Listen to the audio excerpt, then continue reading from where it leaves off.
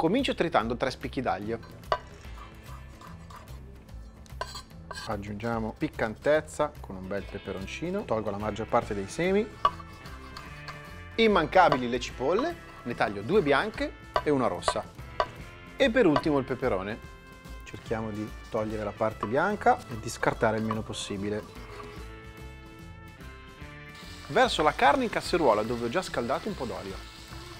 Teniamo il fuoco medio-alto e la facciamo rosolare per bene. Condisco con sale e sfumo con una mestolata di brodo di carne. Adesso lascio cuocere 10 minuti e poi tengo da parte.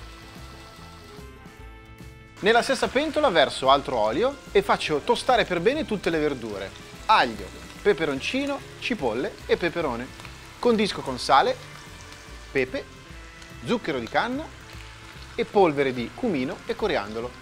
Il mix di spezie va usato a seconda dei gusti, si può rendere più o meno piccante il nostro chili. Questo in particolare è lievemente piccante. Si possono aggiungere paprika, lime o cioccolato fondente. Alzo la fiamma e sfumo con brodo di carne. E adesso lascio cuocere le verdure una decina di minuti. Posso versare la carne in pentola, una bella mescolata e aggiungo la passata di pomodoro.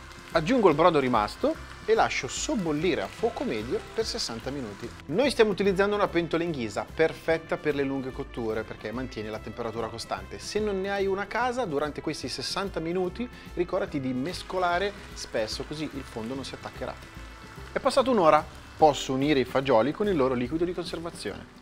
Se non dovessi trovare i fagioli neri andranno benissimo i borlotti. E adesso lasciamo sobbollire per 40 minuti. Una volta pronto il nostro chili con carne deve riposare, quindi lo teniamo fuori dal fuoco per una decina di minuti.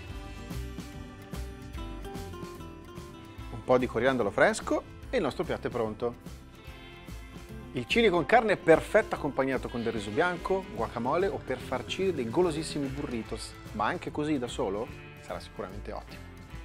E assaggio. Buonissimo, buonissimo.